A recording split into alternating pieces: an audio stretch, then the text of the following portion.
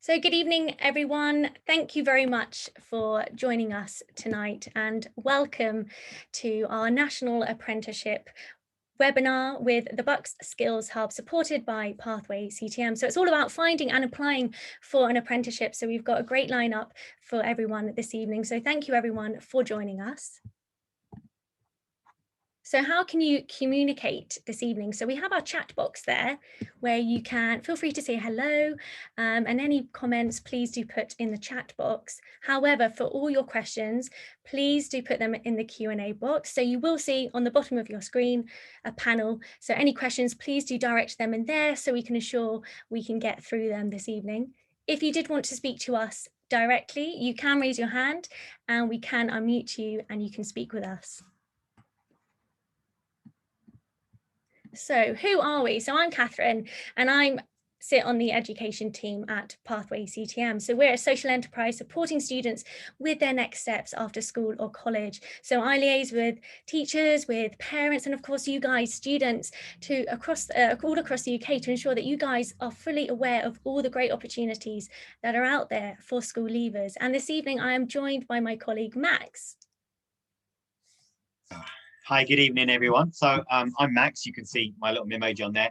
I'm the outreach manager for Pathway CTM. So basically my job is to look after young students. I go into schools virtually and I present sessions all about how to prepare for your future in terms of getting CVs ready, preparing for interviews, for assessment centres, also what your options are after school, whether that be after 16 or 18, and what your future could look like, or even after 18 going to university and onwards. So that's what I do, but I also provide a lot of support to students in the background on a day-to-day basis, going through individually, preparing for interviews and stuff like that.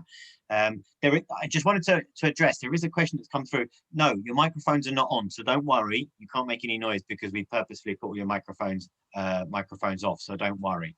And there are some questions already coming in. We will get to those.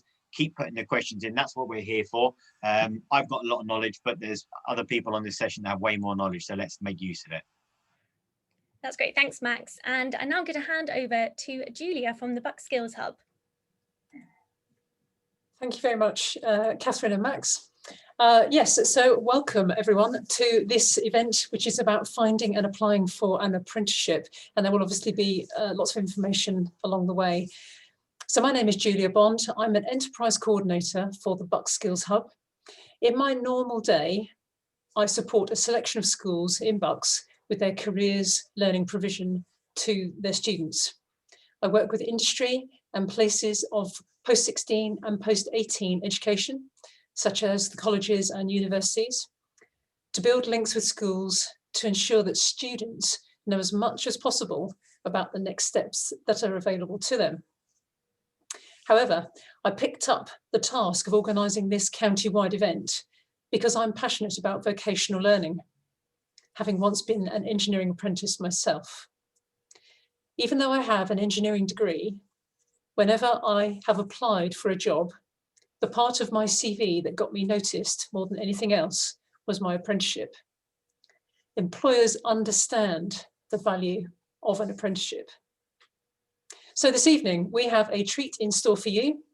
Firstly, Brittany from Adviza is going to explain all about apprenticeships. So the questions that are in the chat at the moment about the different levels and all that sort of stuff, you're going to get those answers from Brittany quite soon. She's also going to explain where to look for more information and the kinds of current vacancies that are out there already and how you should apply for them.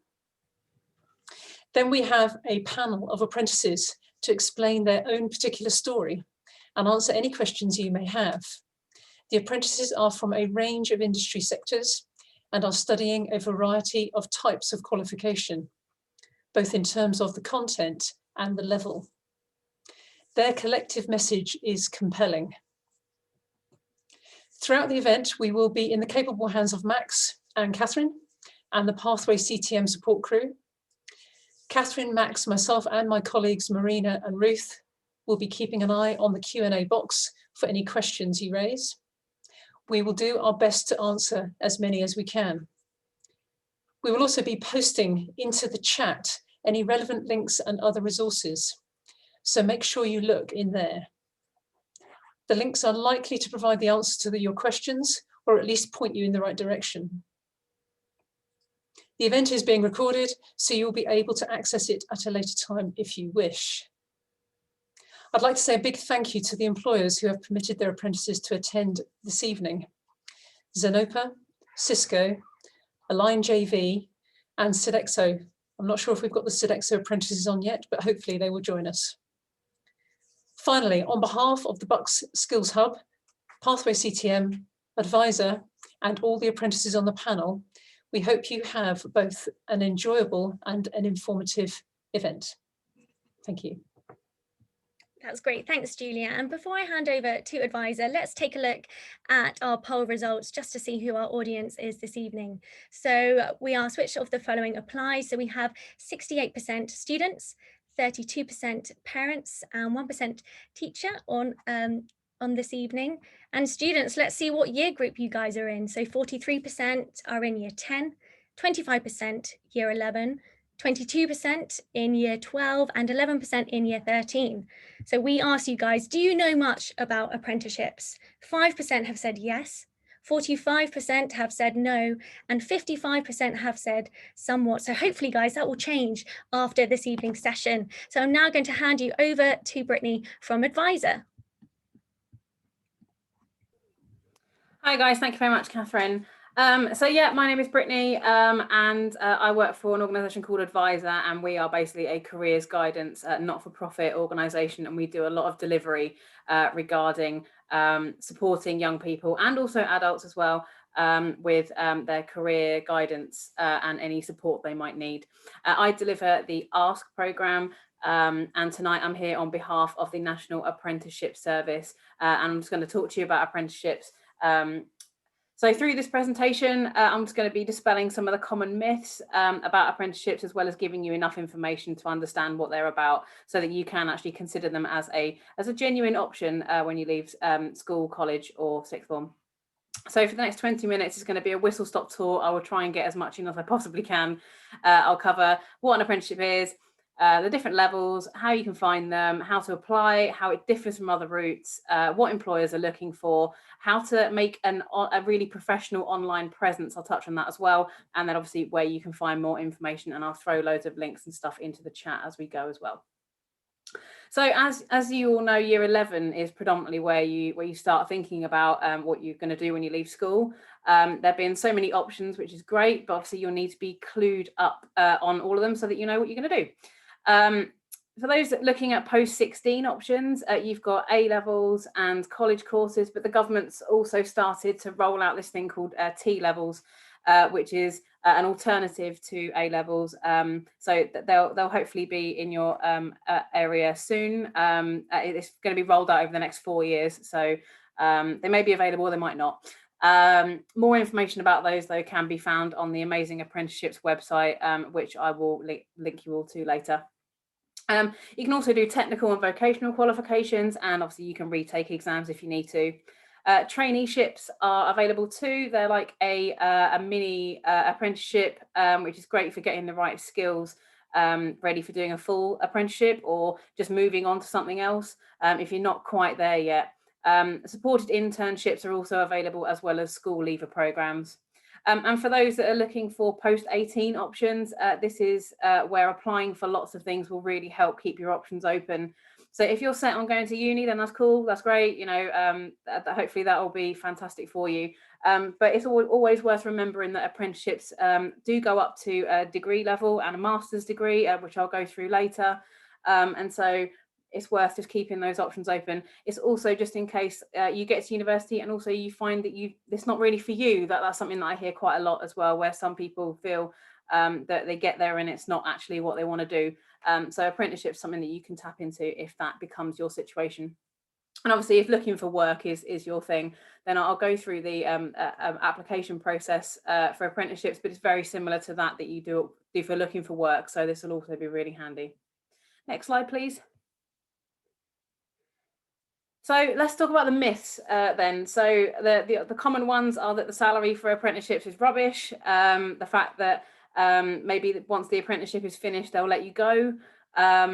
You won't maybe have a social life the same way that you would if you went to college or university, that the qualifications don't mean as much, that you have to stay where you live, that they only do them in plumbing and engineering and all of those kind of trade construction types, and that they're only for teenagers, and all of those are massive lies. So we will go through those today. Next slide, please. Thank you. So what is the truth? Apprenticeships are where instead of studying full-time, like you do at school, college or university, you work for a company in a real role, and you study a relevant subject as well. And that means you get a mix of on-the-job experience and obviously that industry recognised qualification at the same time. A really good reason to do one is that means that it's a combination of learning that gives you that advantage over other job seekers who maybe have the education in their chosen industry, but not the experience, or maybe the experience, but not the qualification. The key factors of apprenticeships are that you earn a wage, and that can be a really fantastic one as well. The national minimum wage for apprenticeships is currently £4.15. Doesn't sound very good, but I'll go through that in a minute, because you'll be surprised actually at what is capable of being earned. You'll work for at least 30 hours a week. The standard working day is around 37 hours, so that's obviously a really good chunk of your time, and that does include paid time to complete your studies. The employer will invest their time and money into helping you get that qualification and the valuable new skills and experience, and you'll be given real responsibilities and expected to work hard just like anyone else in the company. You'll also be supported by a training provider who will work with you, with your employer, to help you achieve that qualification. And because it's a proper job, you'll have a contract of employment, including holiday pay and all of that good stuff. You'll spend time working alongside other people and your colleagues, and you'll learn from their experience. There's this myth going around that it's like work experience, and you end up being the guy that makes the tea, and that's not how it is. Absolutely isn't. An apprenticeship typically takes between 1 and 4 years to complete, sometimes up to 6 when we go into the degree level stuff. The total duration will depend on the delivery model that your employer selects, the level that you're working at, and also the subject that you're studying. But as a minimum, all apprenticeships must last for at least 12 months. And an apprenticeship is just a fantastic route to take, and it's often better suited to people that prefer hands-on learning rather than sitting in a classroom all day. Although it is important to remember that they're not the easy route, and our speakers will confirm that as well. Holding down a full-time job and studying does take a certain type of skill, but it is fantastic if that is the kind of thing that you're interested in. Next slide, please. So when we talk about apprenticeships, we think of plumbing and electrical engineering and all of these construction and trade sort of roles. And yeah, like that's still the tried and trusted way of getting into those jobs, because it's the most suitable for that kind of role. And there are some great opportunities in those areas. But as you can see, this is just a little snippet of all of the other things that are on offer. There's a lot of things in STEM now as well. So science, technology, engineering and maths. And it's basically keeping up with the times. So there are lots of different opportunities in areas you might not even know exist. So keep an eye on it. I can't encourage that enough. Have a look at the different industries, and you'll see something quite exciting, I imagine. Next slide, please. Thank you. So here is a bunch of recognisable employers, these massive companies that also do apprenticeships. Now, half of apprenticeships are started with large companies like these ones, but the other half are with the smaller local companies, and don't be put off if you think that maybe the better ones are with the big ones. That's not the case. I sometimes hear that some people who work for the smaller companies actually feel that they're looked after a little bit better, maybe because there's a little bit more time available. You know, I don't know. It very much depends, but just don't be bogged down by thinking that it's just the big ones that are the good apprenticeships, because that's really not the case. Next slide, please. Sorry, I'm going a million miles an hour, but there's a lot to get in. Thank you. Here are some examples of some opportunities in Buckinghamshire that are going around this year. You'll notice the different range of salaries, like I said. So, you know, you've got some that are at that minimum wage. That service and maintenance technician role for Toyota is the bottom end. It's £166 a week. But again, all of these levels vary as well, but some of them you can actually get up to around £20,000 a year in an apprenticeship, depending on obviously the type of role, the opportunity and the level. So let's talk about levels. We've now got 4 apprenticeship levels: intermediate, advanced, higher and degree. And if you want to, you can start that apprenticeship right at the bottom and work your way up to a degree. Level 2 is around a GCSE level. Level 3 is an A level equivalent. Levels 4, 5, 6 and 7 are equivalent to a foundation degree and above. A degree apprenticeship contains a level 6 or level 7 bachelor's or master's degree. The level of apprenticeship you start at will depend on the kind of opportunity that you're applying for, but please don't be put off by the level if it ends up being something that's a bit lower than what you've already got. It's all about working your way up from the bottom all the way to the top, exactly as you would when you're starting in any company. The entry requirements all differ depending on the opportunity, but all of the adverts do contain the desired skills, so the things that the employer is looking for, the personal qualities that you have, so things like communication skills, being a team player, and also the desired qualifications that you already have under your belt or that you are due to complete, so things like GCSEs and A levels.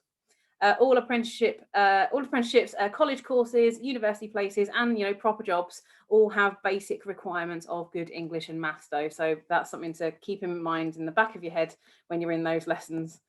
It's good to get those in the bag when you can. Next slide, please. So let's talk about higher and degree apprenticeships. So they are a real genuine alternative to following that traditional uni route. They offer all the benefits of higher education, but with none of the cost. You won't only be learning, but you'll be earning a salary as well from day one. With a degree apprenticeship, you're much less likely to build up debt because your tuition fees are paid for by the employer and the government. So you won't be getting that £9,000 a year debt. More than 100 universities in England offer degree apprenticeships now. And the students on degree apprenticeships are entitled to exactly the same as other students. So you'll still have access to the student union, sports facilities, clubs, societies, and student discounts as and when that's appropriate. I know that is a real big question.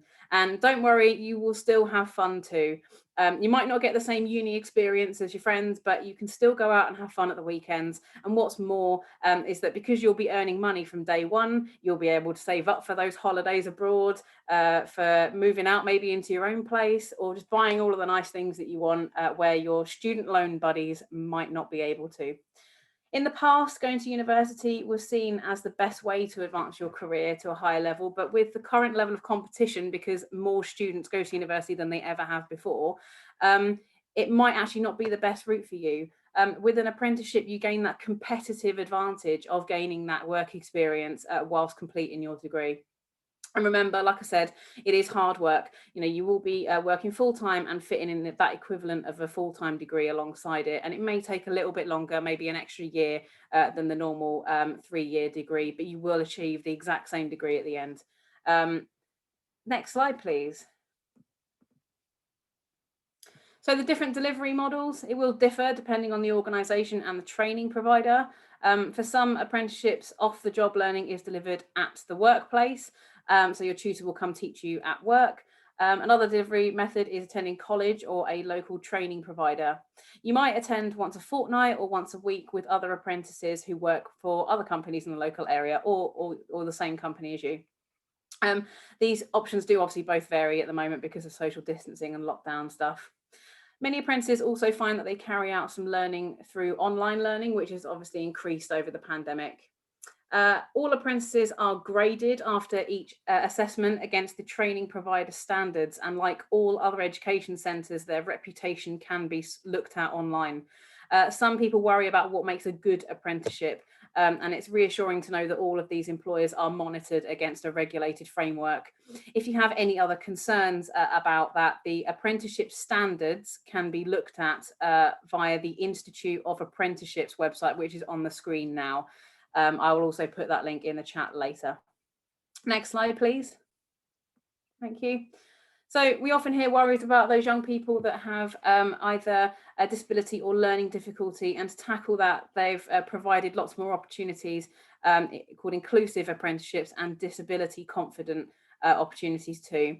Entry requirements for inclusive apprenticeships include having a current or historic education, health and care plan, a learning disability assessment, or a statement of educational need, and also being able to undertake a minimum of 15 hours per week. Employers are also being given incentives to take on more people with disabilities or health concerns. So more and more employers are displaying the disability confident logo on their adverts. So you will see those on the website. You can also select disability confident as one of the search tools on the Find an Apprenticeship website to make searching for that opportunity a little bit easier. Next slide, please.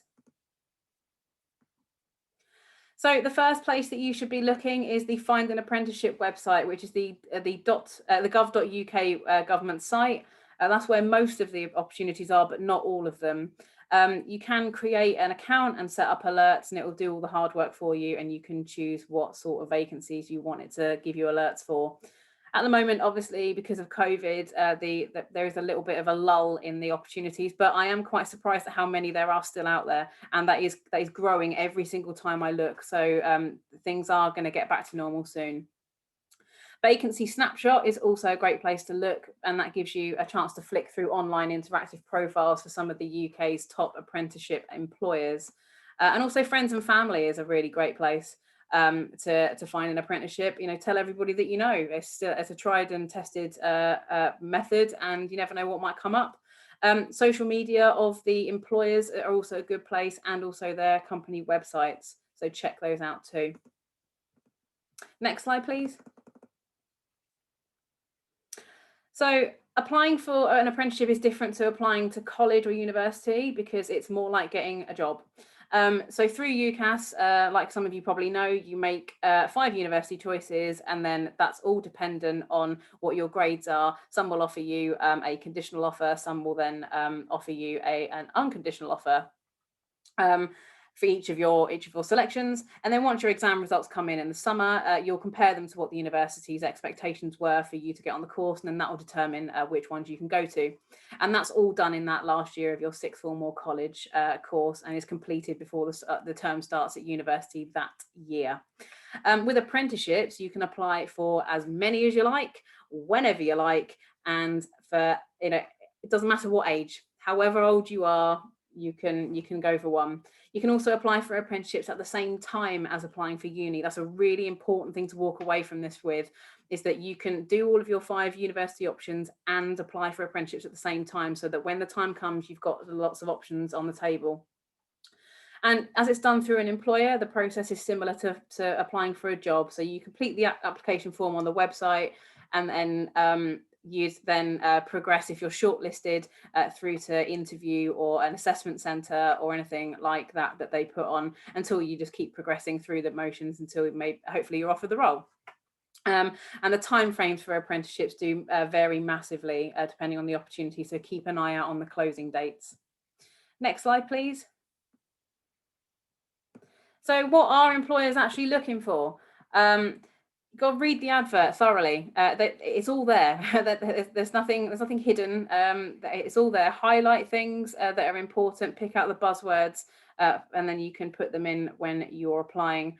Think about different scenarios and stuff, so that you've got prepared things that you can add to it, things that you're good at. What makes you stand out? You know, are there any extra skills and things that you have? Maybe you're creative, or maybe you play football in a team, or maybe you play video games. All of these things make you stand out. And remember, it's just about showcasing how amazing you are. Next slide, please. So creating a professional online presence. So we've all heard of these scandals over the last couple of years, where celebrities and influencers have been cancelled because of offensive old social media posts. And I think that really highlights just how important your online presence is, even if you're not in the public eye.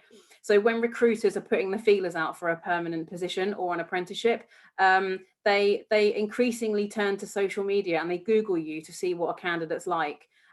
This is your opportunity to present yourself in a way that screams, pick me. There have been situations in the past where interviewers have grilled candidates about posts linked to them online, and it has been a sticking point, even if they're the perfect person on paper. So make sure that your Facebook, Instagram, Twitter and YouTube accounts either have strict privacy settings on them or have appropriate content on them for an employer to stumble across.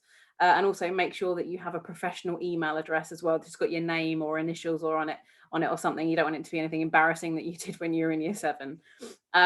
And a great way of encouraging an employer to see what you're made of through social media is to create a LinkedIn account. So do all the research you can, have a look at other LinkedIn profiles, and employers use that to recruit.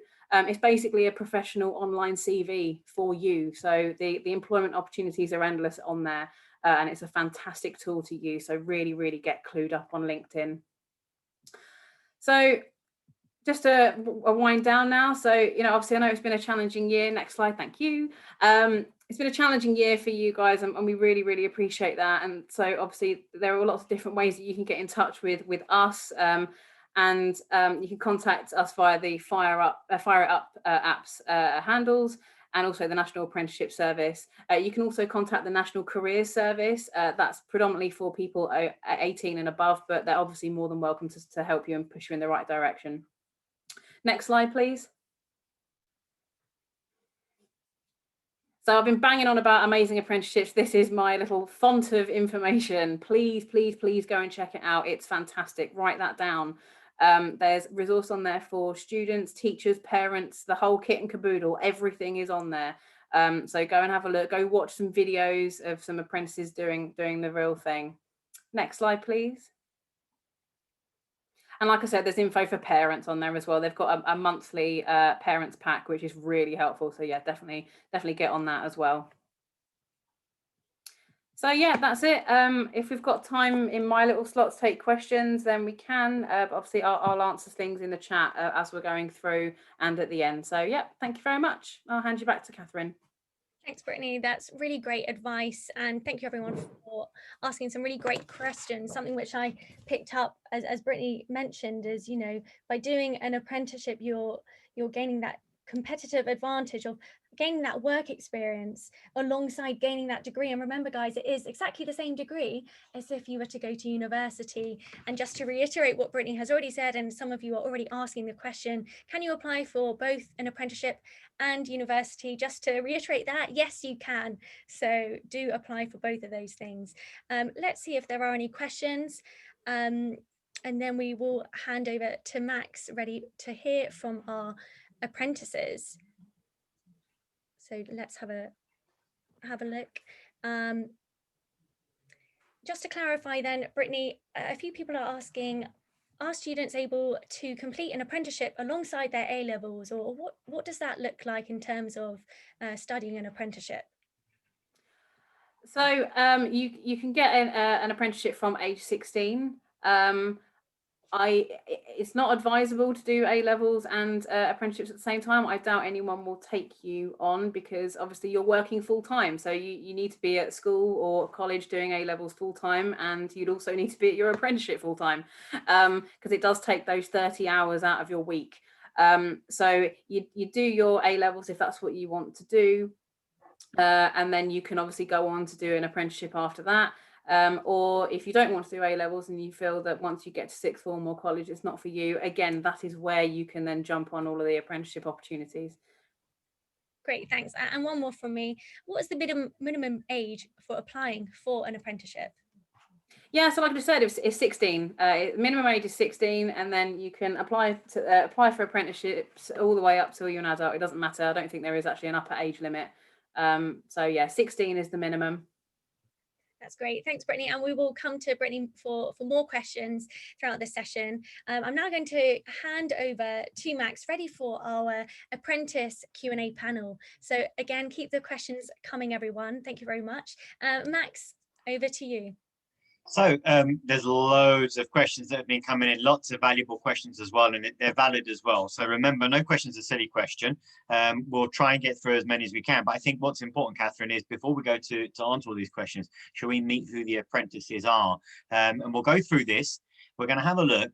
I've got everybody on my screen, so I'm going to have to pick on you. And as we said before, the first one that I picked from a company, introduce what your company does, and then who you are and what you do for that company. And then the other apprentices from that company, just go for who you are and what you do. So unfortunately for Albert from Zenopa, you are the first on my screen. So Albert, welcome. What does Zenopa do?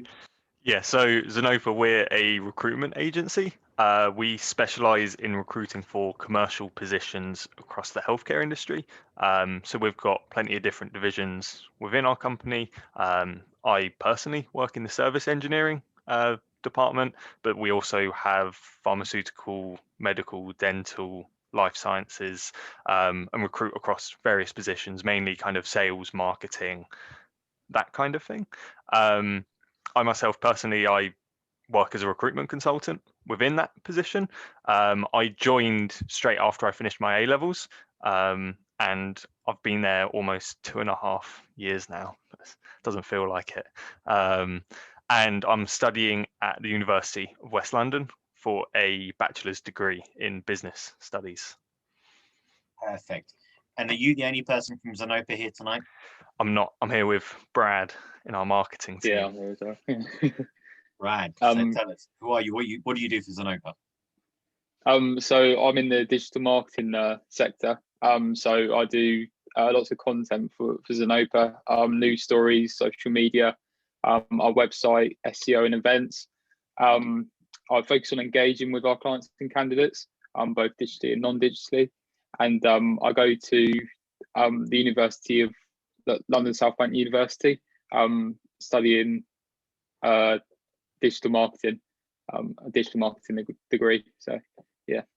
Perfect. Thank you. And is it just you two that are on for Zenopa? It is, isn't it? Yeah. So let's have a look. Who we got next? We got Cisco. And Morgan, you're the first person on my screen from Cisco. So Morgan, what does Cisco do? And then what do you do? Hi, everyone. So Cisco does an awful lot of things. It's kind of hard to get it, but I'll keep it brief. So we do enterprise routing and switching, which is routing and switching for big companies and businesses, as well as a range of security software and collaboration products.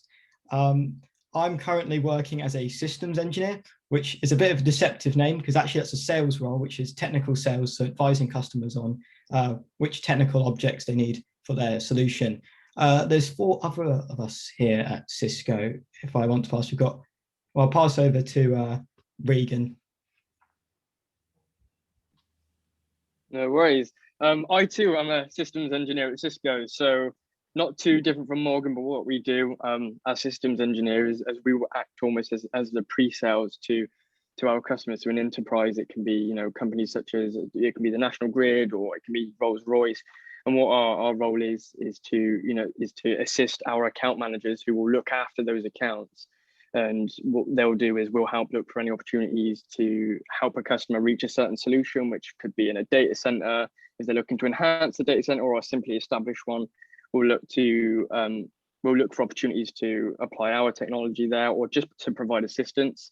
But it doesn't just go, as far as providing them opportunities, but what we can do is provide the technical knowledge as well. So it's an equal blend of knowing sales and knowing technical. So it's quite a flexible role, and ultimately what the role is, the intention of the role is to provide our customers with solutions for their infrastructure. Perfect. Okay, and then who you handing over to, Regan? Who else we got in Cisco? I can see it, Julia. Good evening. So I am currently in the DevNet sector of Cisco. So I take care of the different APIs. So I do programming in Django and Python. So I'm kind of on the software development team. So I just do little mini projects and make sure that they are working and just keeping the track of them on GitHub. And I test out labs as well for the team. Now moving on to Hamza. Hamza. Hi, everyone. So my role is a little bit different. I'm a little bit non-technical as well. So I know that Julia sounds very technical. Mine is a little bit more on the collaboration side. So what I'm currently working on is in a rotation in WebEx.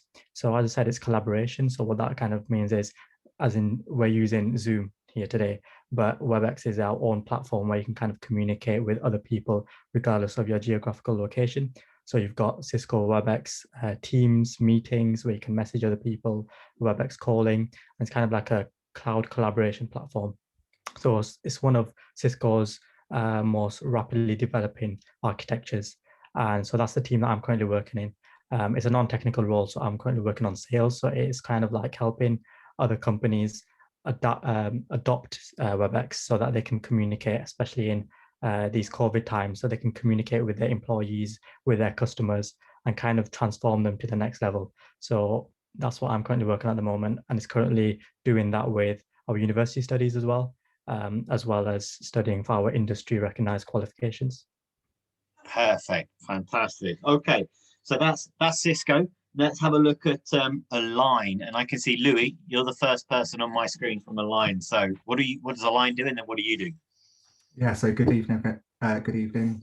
So you've probably heard of who we work in partnership with, but Align is working in partnership with HS2 or High Speed 2, building the HS2 project.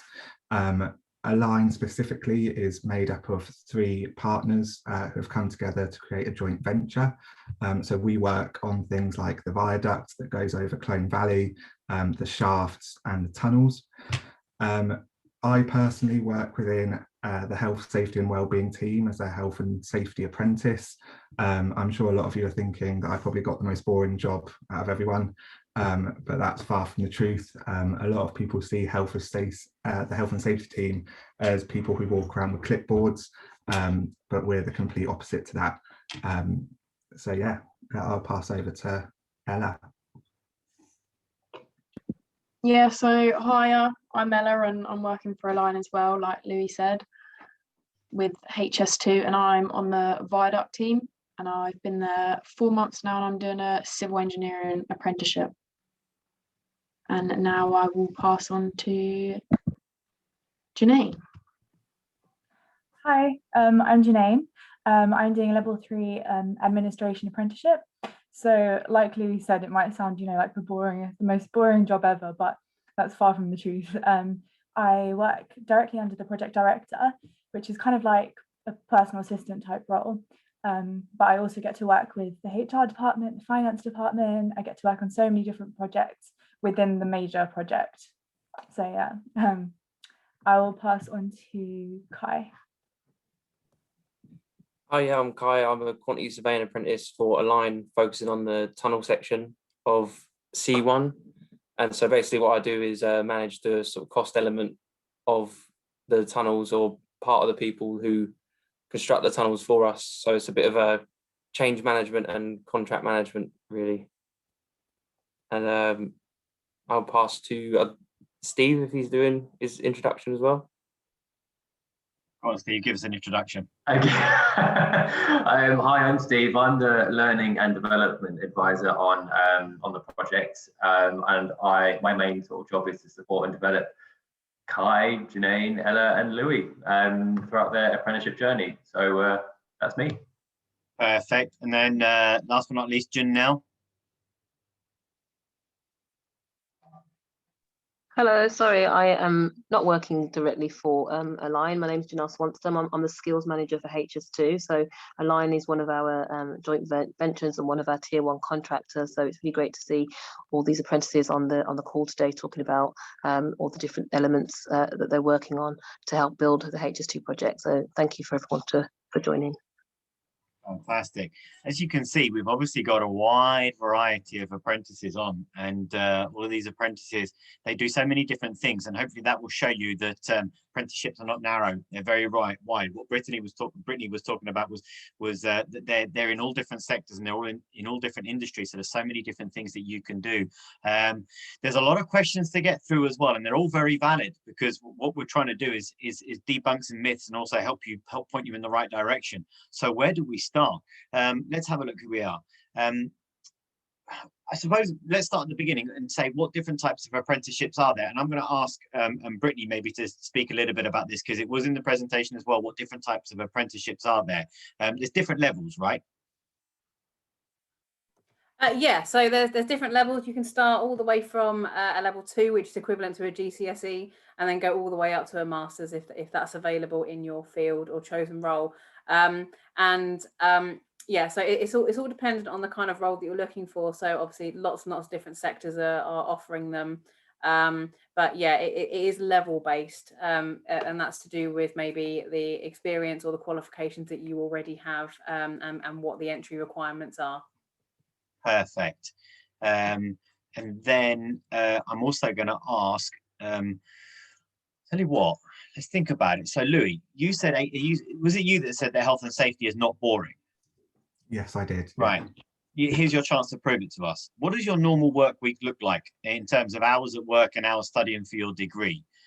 Give us a flavour of what work is like then. So in a non-COVID world, my week would be 50% on our sites, touring with our health and safety team, not in the way that a lot of people think with, like I said, a clipboard going around telling people what they need to do differently or what they need to change. That is a part of our job to ensure people stay safe on the project. But we're there to develop our safety culture. We're there to support people. We're there to make our part of the HS2 project as safe and as great as we know it can be. So 50% of my time is spent out on the field, and then the other 50% is working in developing new strategies and developing our safety culture from an internal point of view. But then I also spend at least a day a week solely on my college work. So I'm currently finishing off a business administration apprenticeship. So really looking into what I do on a day-to-day basis is part of my apprenticeship course. Creating documents is part of business administration.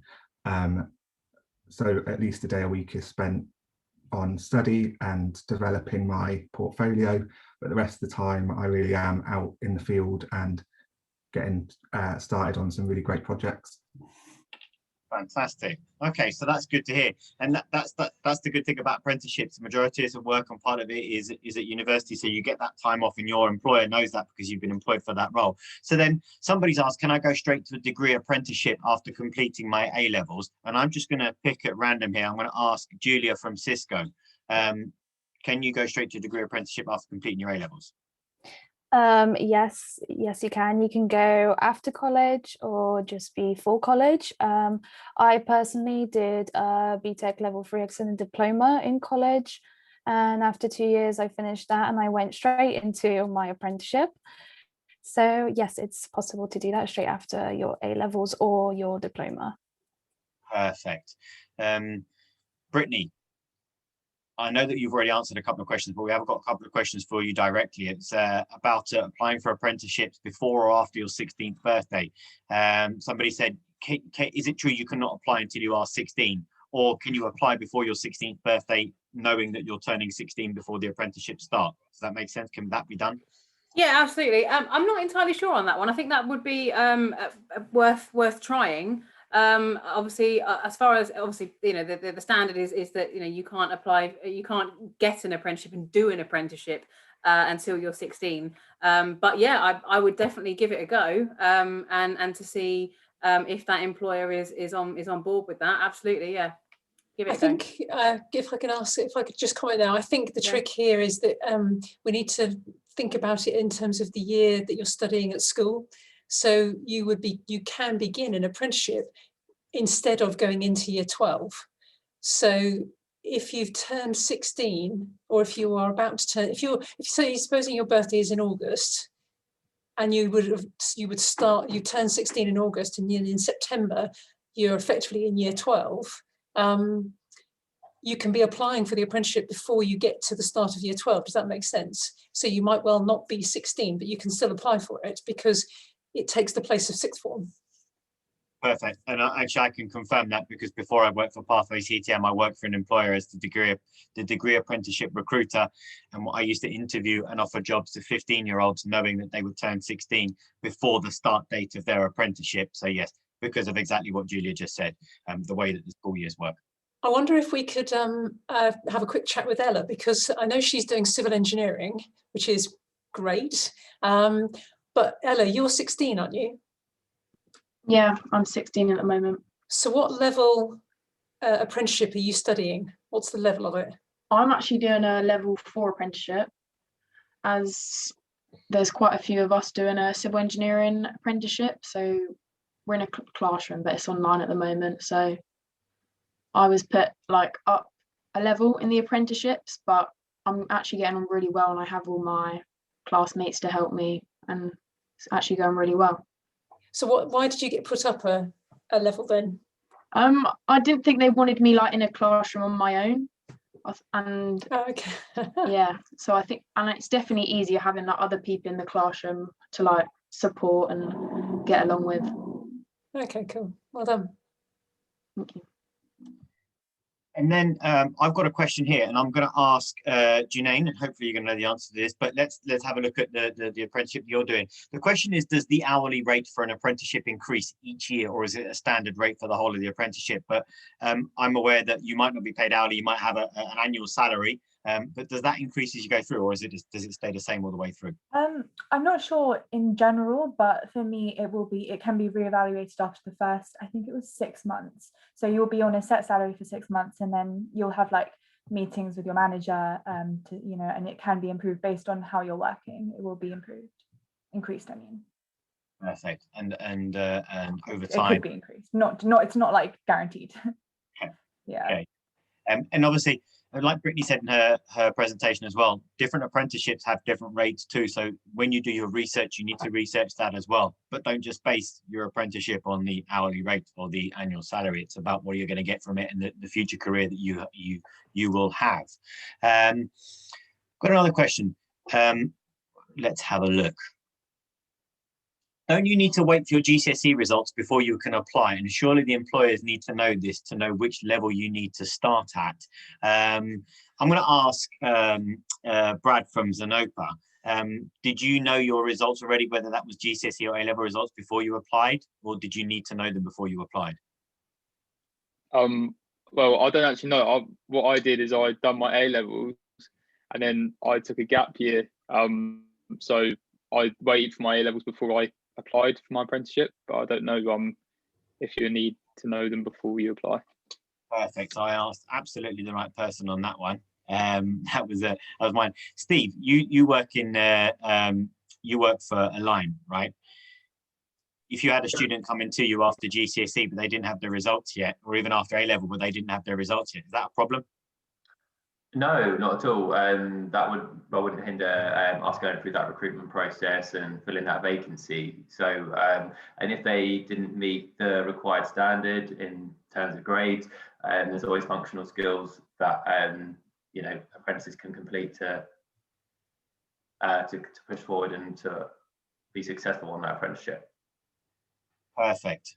Okay, and that is quite true. And be aware as well that there are some apprenticeships that don't require specific grades to join them, and it depends again what industry you're looking at, what sector you are looking at. Especially when you look across the hospitality sector, there's a lot of them that don't require a grade at all. So again, do your research. Don't let that hold you back. Somebody's asked, I'm in year 12, and how far in advance should I start applying for an apprenticeship if I'm finishing my level 3 diploma at the end of year 13? Kai, how far in advance did you start applying for your apprenticeship? What was your process?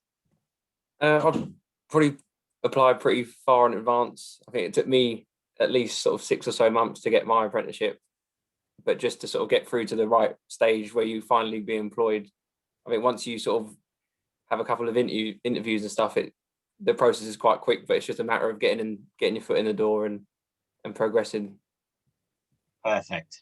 And I did see a question in the chat box earlier about applying to apprenticeships and going through UCAS. Now, just to be clear, I'll ask Hamza, when you applied for your apprenticeship, you don't apply through UCAS, do you? No, so it's very much like applying for a regular job. You look on the different websites, you look at a big company, see if they're offering apprenticeships. I didn't go through UCAS once, I don't think. It was, as I said earlier, you look at the government website where you can find apprenticeships there, or you look through, just sometimes I find myself just Googling apprenticeships in my area and then seeing which one suited me the best. So it's very similar to applying for a job. So yeah, you're not using UCAS a lot at all. Perfect. And let's have a look. Somebody's asked, and I'm going to ask Regan this. They're in year 13, interested in a degree apprenticeship. However, they haven't started driving due to COVID. Is there any advice? Can you do this degree online? How does yours work? Do you actually have to go to a university to study? Obviously, we're in lockdown at the moment, so nobody goes anywhere. But when we're not, do you go to a physical site? Can you do it from home? How does it work for you? I believe pre-COVID, there would be workshops within the university. So we are at the University of Roehampton doing our degree, and any of the other Cisco guys, correct me if I'm wrong, I believe it was there'd be periods where we may have to go to a university once a week or month, depending on the sort of workshops that they hold. But right now, under the current circumstances, it's entirely online, just sort of projecting and looking at how things are currently. I wouldn't, shut it down and say, it won't be online now going forward, because it's been so efficient in being run online. I wouldn't say that the possibility of doing an entirely online degree is impossible. That is speculation.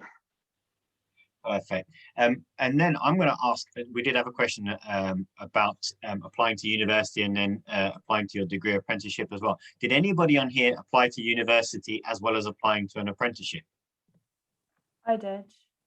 Who was that? Is that you, Janine? Yeah. I usually it's, you apply for, I've heard of a lot of cases where people apply for university and then apprenticeships as backups. But it was the other way around for me. So I always knew I wanted to do an apprenticeship, but I had university there as like, if I didn't get the opportunity. Okay, so you did do the both, and there's we talked about it in the session as well, didn't we, Brittany, that you can defer a year. So if you apply to university, you get your place, you can still defer it for a year and start an apprenticeship. You can't do both at the same time though, can you, Brittany? No, you can't go to university and do an apprenticeship at the same time. Well, you sort of do, but as in you can't do two separate courses. The uni part is integrated into the apprenticeship. So it is a degree apprenticeship that you do. It's all combined. You don't go to university separately from your apprenticeship. Perfect. Okay. What other questions have we got here?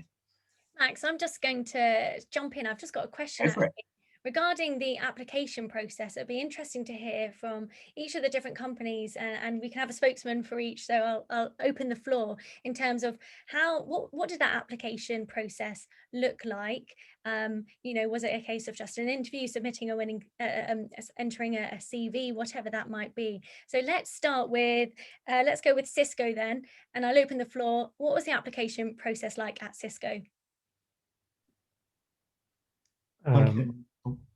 Go ahead, Morgan.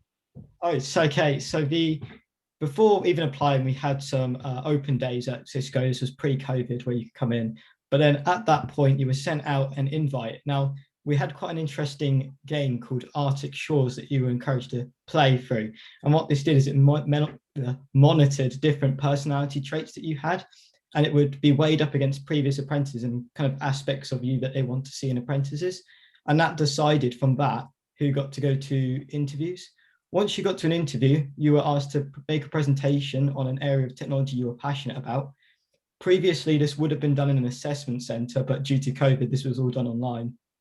And then finally, you do the presentation and you just speak to one of the managers as if you're just a normal person. And then from that, it decides if you get the job. And Morgan, had you done anything like that before? How did you feel about that process?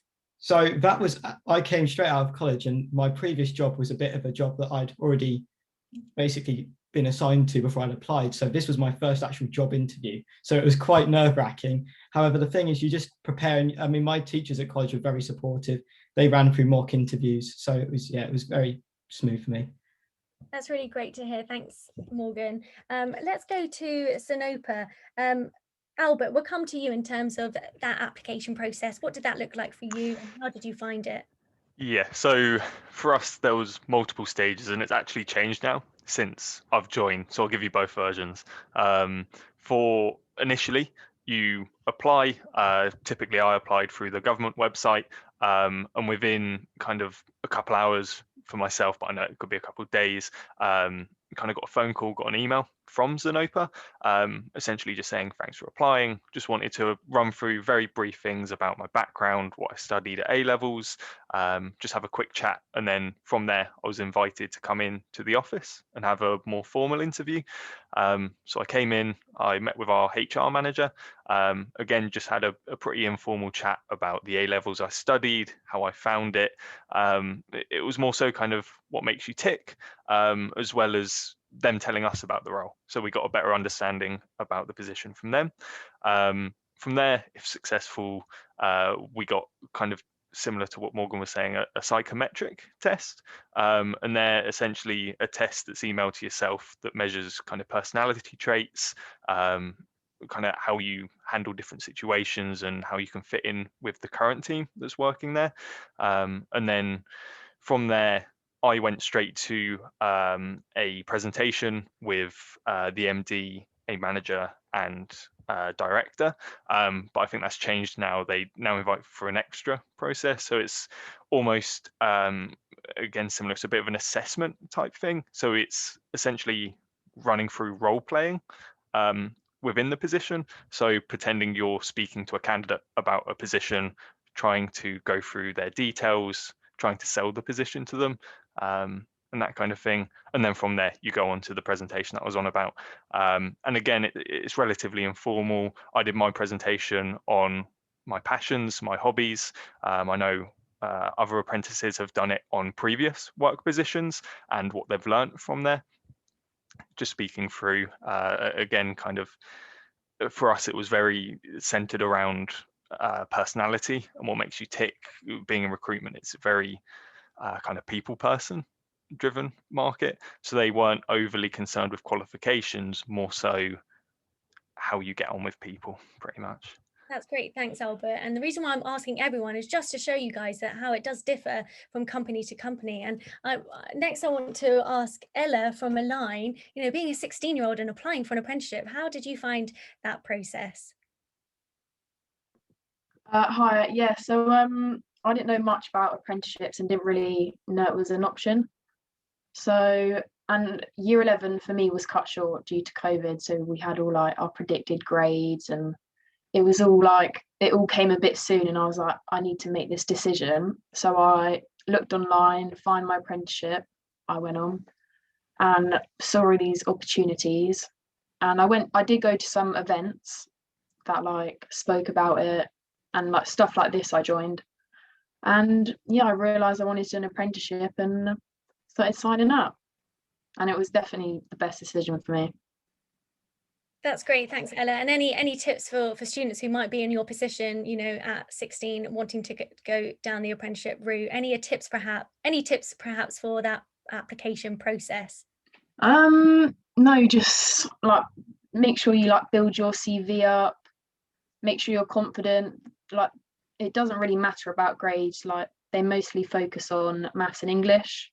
So try and get the best grades you can in them, and yeah.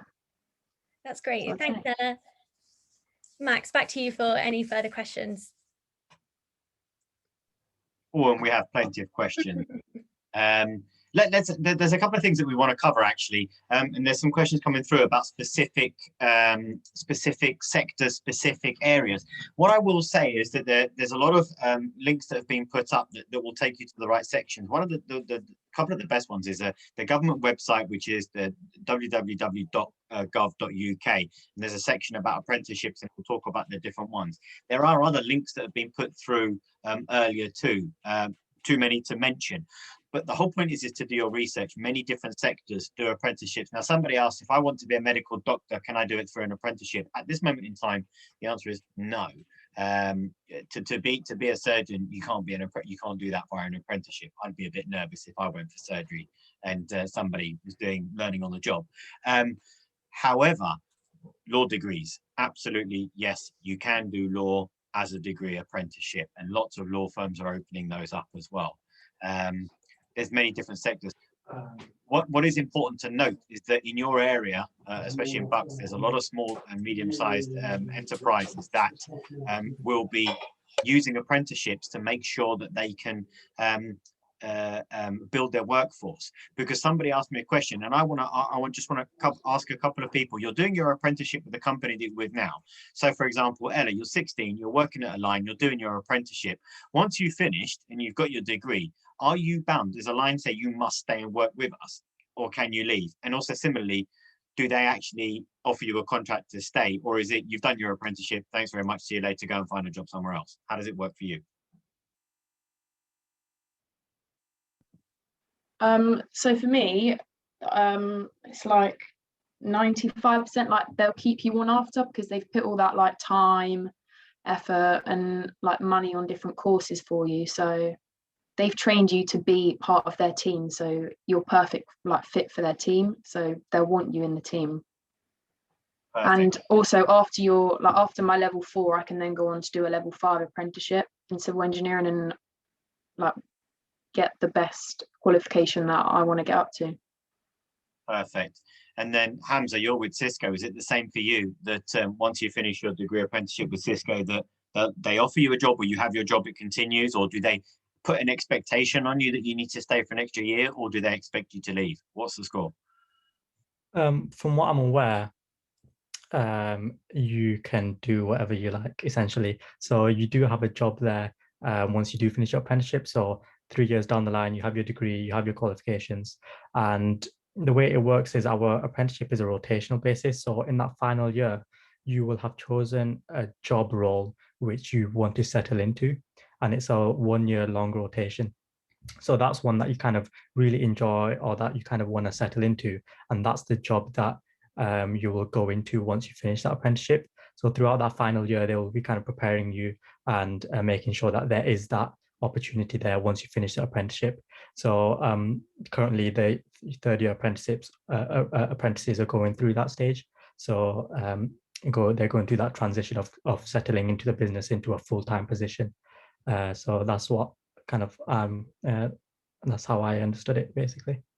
Perfect. So you can see there from 2 different companies that the expectation, it's not really an expectation, it is an apprenticeship is a job. A degree apprenticeship is a job. So you are signing on to work and you are given a job, and it's a definite contract. So it doesn't finish. You will continue to work for them after you've got your qualifications. Remembering similarly that these companies are investing a lot of money in all these apprentices that you see in front of you, and it's worth them spending that money because it's the future of their workforce. And once they've spent all that money, they obviously want to keep a hold of their assets that they've trained up and invested so heavily into. And that's why the opportunity is there. So Brittany said at the beginning, but I think it was Brittany that said at the beginning that when you look at big companies, it's not just the big companies that do apprenticeships, and it doesn't necessarily mean that they're the best. When you look at smaller companies as well, they will use that again to build that workforce that they invest in, and that is then invested in their company and will do the best for them as well. So that's why you need to look around. And yes, many different sectors do apprenticeships. It is far and wide at the moment. So again, it's about doing research. And Julia, I can see you coming in. Go for it. If I may, I've got a couple of questions I'd like to put to the panel that aren't necessarily in the chat, but I think it's quite important to sort of get some information from our panelists here. The 2 things are, and Max, I'm going to let you dish out who has a go at answering, if that's all right. But okay. The two questions are, when the panelists applied for their apprenticeship, how did their parents react? As in, were the parents absolutely set on them going to university, and was this whole apprenticeship thing a bit of a curveball? And the other question is, I don't know, how did the panelists cope with possibly the majority of their friends going off to university and posting all their social media chat about, Freshers Week and all the rest of it? How do our panelists, how did they deal with that side of things? i.e. not being included? And I get to choose who answers those questions. Let's go for it. Okay, Regan, you're right in the middle of my screen. Regan, how did your parents react? Were they, well, I was about to say they're supportive, but to Julia's question, what was their opinion? Tell us.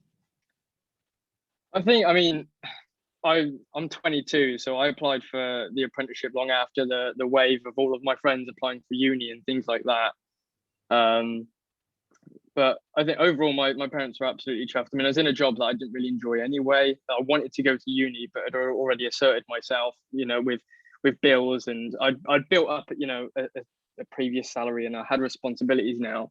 So university wasn't financially feasible for me anymore. So they were absolutely chuffed when, you know, I wanted university but didn't have the financial means to do so. So they were really pleased that I'd found a sort of a middle ground, being the apprenticeship. Okay, so that's answered that question. Brad, what about you? How did your parents feel about you applying to an apprenticeship? And then how did you feel about your friends going off to uni? So before I had the apprenticeship, I was working at Tesco, which I didn't really enjoy. So actually getting this apprenticeship was really good, and it was pushing me to the next level of my life, really. And I think like my parents really respected that. With my friends, none of them went to uni, so that's quite a hard one to answer. But I did like looking at people's stories. It does look like really good, and I'm quite jealous of the partying and all that kind of stuff. But I think I value the work experience a lot more. So yeah. Okay, interesting. Okay, somebody. Well, actually, Julia, can I ask you potentially about opportunities within the Bucks area, because you'll know this better than me. When you're looking at the Bucks area, you mean me with this Julia? Yes. All right. Yes, I do. Apologize. It's rather weirdly, we've got two Julias on the course. It's very rare, very rare. Absolutely. What kind of apprenticeships are offered in your area? I mean, because basically there's lots of questions in here, and people are asking about specific apprenticeships in your area. But from your knowledge and your understanding, is it something that is widely available within your area? What I remember, the answer would be yes, but I need you to expand on that. Yeah, it's a bit of a mixed thing. So Buckinghamshire's got a slightly odd arrangement of industry, because there's lots of hospitality, there's lots of service industry. So if you want to get into the police, you want to get into the health service, apprenticeships abound. Unfortunately, Sodexo aren't with us today, but my goodness me, if you wanted to get into catering, Sodexo is your company, and they operate really locally in Stoke Mandeville Hospital, RAF Halton, all that sort of thing. We also in Bucks have a big arrangement of small companies that are high tech. So, for instance, if you wanted to get an apprenticeship to do with, you know, launching space rockets or doing 3D printing or some real modern high tech type of stuff, Bucks would be the place to do it. And there's lots and lots of engineering. But quite a lot of the companies are not so big. So they might take on 1 or 2 apprentices. They might not be trying to take on 50. So if you want the big companies, you know, like British Aerospace or BP or somebody like that, it may not be that you can find that sort of thing in Bucks. But there are lots of opportunities. It's just the industry sectors are very wide. Is that okay? Again, yeah, absolutely. And you've got to look at what's available in your areas. But the other thing that I would say, that when you start to look at apprenticeships and you look at companies, don't just look at what the main company does. Because remember that every big company and every even small companies all have different departments. You don't just have the engineering department because it's an engineering company and that's it. They will have an HR department. They will have an IT department. They will have somebody that looks after the people. They will have somebody that looks after maintenance because of the scale of the company. So don't just look at one company and think they only do that, because they will probably offer apprenticeships in other areas as well. So think about that too. And Julia mentioned it herself, there's lots of huge industries in the Bucks area, especially when you look at the hospitals. The NHS is a great employer. It's the fourth largest employer in the world. And somebody like the NHS, we said it before, you can't become a surgeon or a doctor by doing an apprenticeship, but there are so many other things that you can do via an apprenticeship through the NHS, and it is a huge area. Too many to list, but things like somebody has asked about being a chiropractor. Yes, you can do that. Physiotherapy. Yes, you can do that. Lots of different areas. So do your research and look for those things as well. And somebody else has asked about, can you leave once you finish your apprenticeship? We covered that already. Like Hamza said, it's your choice whether you stay on or whether you leave. Personally, I think if a company's invested that much money and time in you, you'd be potentially a bit of a fool to leave, because you've probably got a very good place and you'd build an affinity to that company as well. So yeah, did all of you, I'm just going to ask one from each company. What was the process? Did you have to do interview, an assessment center, and had you ever practiced any of those before? So Albert, when you went to Zenopa, did you have to do an interview? Did you have to do an assessment center? And had you done any of those things before? Yeah, so it was mostly interviews and a presentation at the end for Zenopa. There weren't any real assessment kind of centers with other people. There was a brief kind of assessment test where you kind of role play the position. But I'd very briefly done interviews before, but not really. And it was kind of as long as you can kind of function as a human, you're probably going to get the job. While as this was a bit different, you actually have to be quite outgoing. You have to really almost sell yourself. I found for myself, and working in recruitment anyway, the big thing is doing your research beforehand, looking into the company, making sure you know exactly what they do, and just enthusiasm as well. We're apprentices. No one's expecting you to come in with great skills and be able to hit the ground running. You're going to have to be trained up. So it's really just showing kind of the enthusiasm and motivation to kind of get in and get your hands dirty, really. Perfect. And Julia from Cisco, not Julia from Buck Skills, Julia from Cisco, what did you do? Was it the same with you, with interview and assessment center? So yes, a little bit like that. I think I started off with a CV, and then that moved on to a office tour and a little presentation in the office, with a little quick interview with another apprentice. That was just before COVID. And then I had also did a presentation, but on things that we are passionate about. So I did quantum computers. Then we also had a role play and a quick interview with the manager, just to kind of talk about yourself and your personal interests. And then we also had the offshore game as well that we were assessed against. Okay, so you can see there's kind of a similar pattern to the application and the hiring process. And what I will say to those students that are looking at that and thinking, that I've never really done much of that stuff before, I don't really know what to expect. You don't need to worry about that, because there are lots of resources available in many different places to help you with that. Obviously, I will plug the fact that I support students through these processes so that they can understand it better. We've got modules on our websites as well. But remember that at an early career stage, when a recruiter is looking at you, they're not expecting you to be an expert on this stuff. They're expecting you to be able to say about your skills and what you want to do. So don't panic too much. And then the other thing that we want to look at is when you look at the types of apprenticeships that we've got, we looked at the different levels, and they go from, Brittany, we said it earlier, didn't we? From 16 years old up to, there's no upper age limit. I recruited an apprentice who was 68 years old and had retired and just wanted to learn something new and had time on his hands, and he decided he wanted to do a business management degree via an apprenticeship. Good on him. But Brittany, when you look at it, when you go from the levels, kind of masters is kind of the highest level, but there's all in between them, and they're called what? Higher, advanced, and degree. Is that right? There's advanced, intermediate, and higher and degree. Perfect. We've already looked at the factor of whether you're 16 or not. Bear in mind, one thing I will say about the 16 years old, 18 years old, some jobs, because an apprenticeship is a job, just be careful, because some jobs will require you to need to be over 18, or to do some elements of the job, you will need to be over 18 to do it. But that's what you find out during the application process and the requirements of the job. Similarly with that, there is a question about, I'm not really sure about what apprenticeship I want to do or what career I want to take. Can I work in different departments whilst I'm doing my apprenticeship? I'm not 100% sure of that. I've got my opinion, but I'm going to ask Kai. Kai, doing your apprenticeship, was it made clear to you what you're doing, or do you have a chance to work in like different departments? How does it work with yours?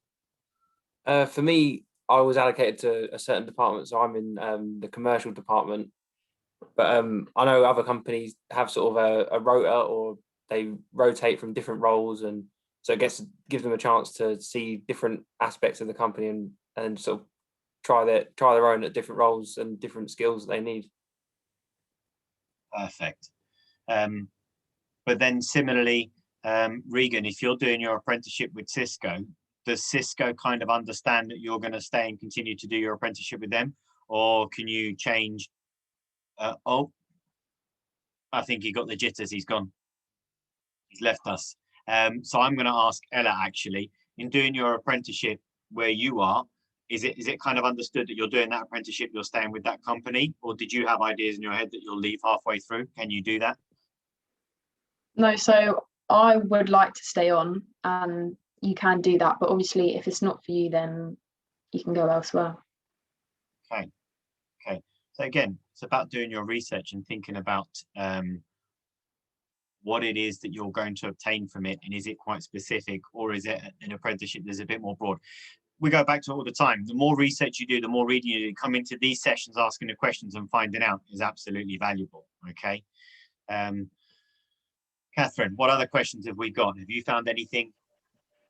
Yeah, Max, can I ask a quick question? Sorry. Of course you can. I'd like to ask, not sure who it's directed at, but what's the biggest challenge you've faced during your apprenticeship so far?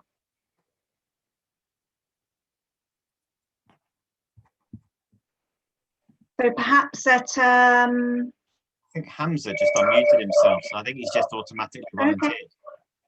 There we go. I think one thing that I find really important, and I think all the other guys can back me up on this, especially the Cisco guys, but it's definitely time management. And I think that when you're doing an apprenticeship, because you're doing a degree or you're doing a qualification, you're also doing your full-time job as well. And you have to learn how to balance that very well. Otherwise, you're going to be burning out yourself very quickly. Right now, we've got our full-time job in our rotation. We've got our degree that we're studying. So we'll take 3 hours twice a week. So Tuesdays and Wednesdays right now. We've got our degree that we're doing. And also outside of those work hours, we have our networking qualification that we're studying for.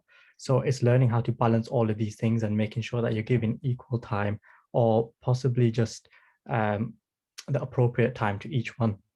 Making sure that you've got the time where you're doing your job between 9 to 5 where you're available, but also making sure that you're giving enough time to your studies as well so that they don't fall behind. So I think one thing definitely when you're considering to do an apprenticeship is ask yourself whether you'd be able to take on that workload, because sometimes it can be a lot, but it definitely does pay off. Perfect. Before we go any further, I'd just like to say it is actually 17 minutes past 7, and we said we'd go till 15 minutes past 7, quarter past 7. But we are going to stay on. I'm certainly going to stay on to answer any other questions that people have got. There are quite a few more questions left. The recording will be made available to everybody as well. So the recording will get sent out to everybody who's attended and everybody who registered. So don't worry about that. So even if you were to leave, you can still get access to this recording, because we appreciate that we did say we finished at 7:15, but we've got lots of questions and we want to cover as many as we can. Did you have any other questions, Marina? No, I'm good. If we just, yeah, as you say, Max, if people want to go, please feel free to leave now. But if you'd like to stay and you've got a specific question you'd like answered, please do stay on. We're happy to stay until the questions are answered. Perfect. When I'm looking at the questions, I will say that some of the questions that we've got here are quite specific.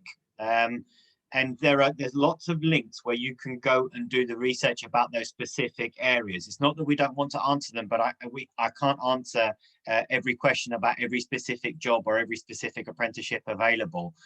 There are literally hundreds of apprenticeships available across different areas.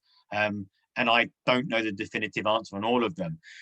Somebody has asked, are there any sites you recommend for restaurant kitchen work? And I'm wondering if you mean sites by websites or if you mean sites by areas or places, because I would say that we were due to have a representative from Sodexo, weren't we?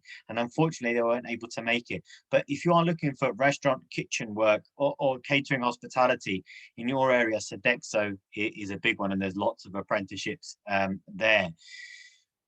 We'll refer back to the government website where you can look specifically sector by sector and area by area what apprenticeships are available. One thing to remember with apprenticeships is they don't, or not, I think somebody mentioned it earlier, that not all of them are advertised all at the same time, and they're not always advertised all year long. So it is something about always having to check and look back all the time to see if what you're looking for is available at that time. Go for it, Julia from Bucks. I believe you can set an alert on the government search engine. So is that right, Brittany? You're nodding as well. I'm pretty sure you can. Yeah, absolutely. Yeah. You can get to do all the hard work for you. Absolutely right, Julia.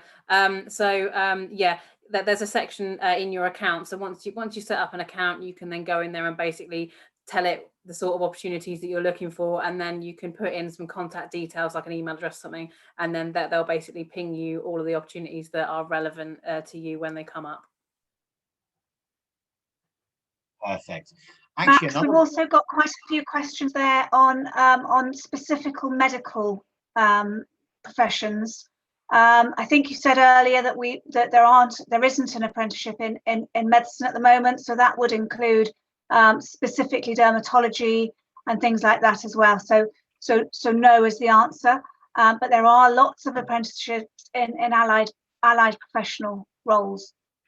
So your physiotherapy, nursing, things like that. Definitely, there's definitely a lot available. Allied health professionals do have a lot available. When we talk about the high end, about what you really need a lot of experience for, because to think about being a dentist, to be a dentist, you have to become a doctor and then you have to continue to study. And I think altogether now it's 11 years worth of studying. You won't get that through a degree apprenticeship. So it is at a higher level. Julia from Bucks, you had your hand up. Yes, indeed. Yes, I've got a question here that I wanted to just mention, and I was going to ask Morgan if he would answer this one. I think, Morgan, are you doing a degree apprenticeship? Yes. So may I ask you the question? It says, so the person, Bobby, has asked, do you attend a uni in person? I know we discussed that a bit to do with COVID, but also the other point that he's mentioned in his question is what amount of studying do you do? As in, are you doing blocks of, say, a month at a time at uni, or are you doing day release at uni? Well, for the first part of that question about whether we go to university, I know for apprenticeship that really depends. So at Cisco, we go through there's a middleman QA who do our apprenticeship. Now that's who we see. We never actually set foot on the campus of a university, but for some degree apprenticeships, that is different. So you'd have to have a look on the specifics of that particular offer. With regards to how the degree works, so the way we get it is we're delivered modules 10 weeks at a time. So the idea being that we'll sit workshops currently every week for 10 weeks, and at the end we get an assignment, and then we send that assignment off. There's a little break of about 5 weeks, and then we do another module on top of that. So it's kind of done in little blocks. Has anybody else got a different experience that any of the other degree apprentices? Albert, were you down? Do you go to South Bank? No, Brad goes to South Bank. I go to West London. Oh, West London, yeah, sorry. But yeah, we're completely different to that. We go and we physically visit the university and get taught by lecturers and tutors at the university. We go on day release. So every Friday for myself, I think it's Thursday for Brad, or before COVID, would physically go to the university campus. We'd have 2 3-hour lectures across the day, and then we'd be expected to do any kind of work essentially in our own time. So whether that's after work or on the weekend, and we do it very much kind of the same as university, just without the breaks type of thing. So we work pretty much throughout. We get 2 weeks off during Christmas, but we get the same kind of 3 terms, 2 modules within each term, and typically kind of 2 to 4 assignments within those modules. Thank you, mate. Cheers. There was a question that came up at the beginning, and I'm not sure if it has been answered. It came up, it was either in the chat or in the Q&A. And somebody had voiced a concern about the fact that we are in lockdown, and there's a certain number of students who have lost study time because of lockdown and because of COVID going on. And is this going to affect their chances? I'm not sure if it's fair to ask the apprentices that question. However, we've done research at Pathway CTM. We've spoken to a lot of companies and employers. The general message that does come back is that no, it won't, because we know what the situation is. Employers know what the situation is, and those things are taken into consideration. We don't want students to worry about the fact that they may have missed time. It's not their fault. And so companies will adapt to make sure that they can still take people on.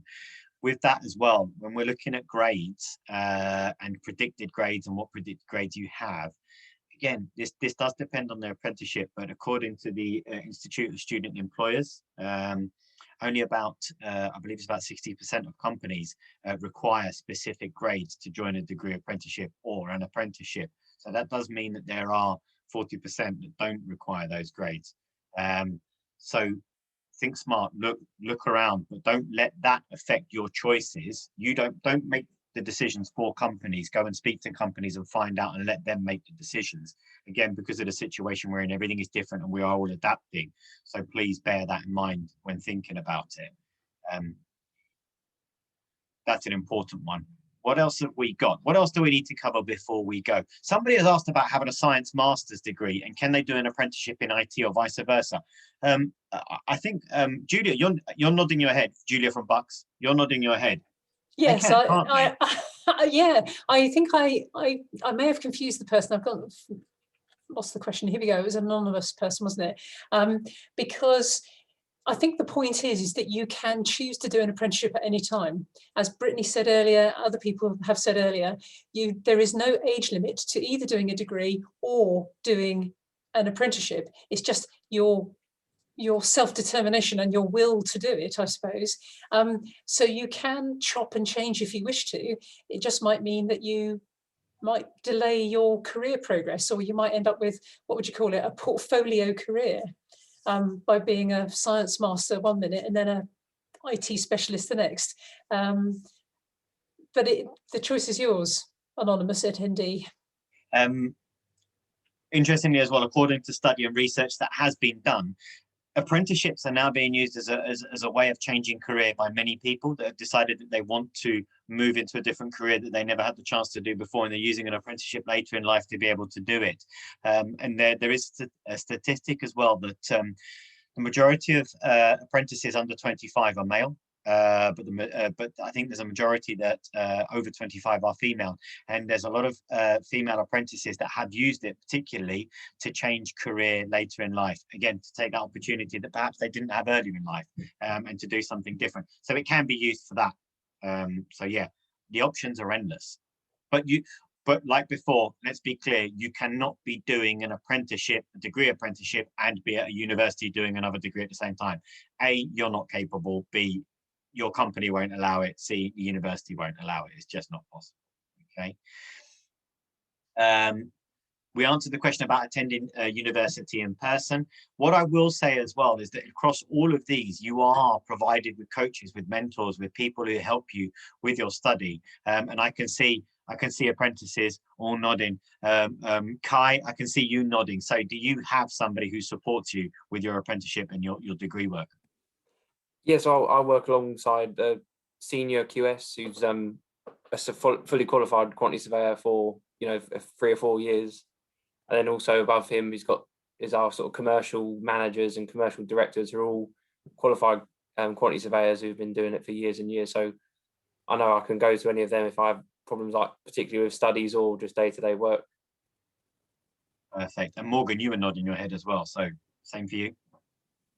Well, yeah, so again, we're through this company called QA who kind of broker it between Cisco and the university, and they have their own staff who are trained. So we all have tutors like you'd have in university, and we have lecturers who are, again, just like university lecturers. It's just through a company.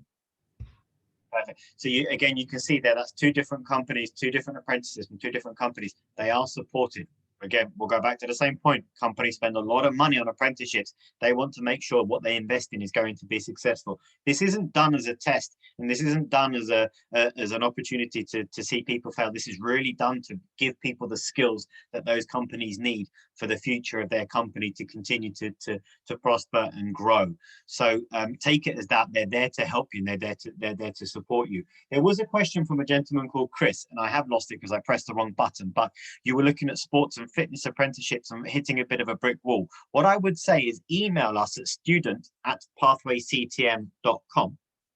When you email us, that will come through to me as well, and let us know that you were on this session, you were just hitting a brick wall about those apprenticeships, and I can help you out and we'll point you in the right direction as well. And that's the same for the anonymous attendee who's looking at apprenticeships in cybersecurity, digital and IT, and you're saying that there aren't any listed. Again, we can help you because we'll have all of these links that were available tonight, and we can point you in the right direction. Perfect. Marina, Julia, are there any other last questions that you'd like to cover before we finish? No, we've been posting away on the chat and the Q&A there, so hopefully everybody's questions are answered. But just to say thank you so much for all the apprentices who joined us tonight. Really, really interesting to hear your stories, and thank you to the Pathway CTM team for supporting the Buck Skills Hub. You're more than welcome. Thank you very much for having us. And I would just like to say that I thought the apprentices that have been on the panel, you are a credit to yourselves and a credit to your employers. And it's just wonderful experience to be able to talk to you in this way. So thank you for your time. Catherine, any last words? Yeah, and I was just going to say, well, yeah, again, thank you very much to our panelists and for everyone. We've, I think still about 100 students still on, which is great to see. So thank you everyone for your input this evening, to our panelists, to the Buck Skills Hub, and thank you all for logging on, and we wish you a great rest of the National Apprenticeship Week. Perfect. Thank you very much, everyone. And again, especially the apprentices, great job. Thanks for bringing all of the information. Everybody go and enjoy your dinner. Wonderful. Thank you so much. Cheers. Thanks, bye. everybody. Thanks, Brittany. Thanks for having us. Cheers. Cheers.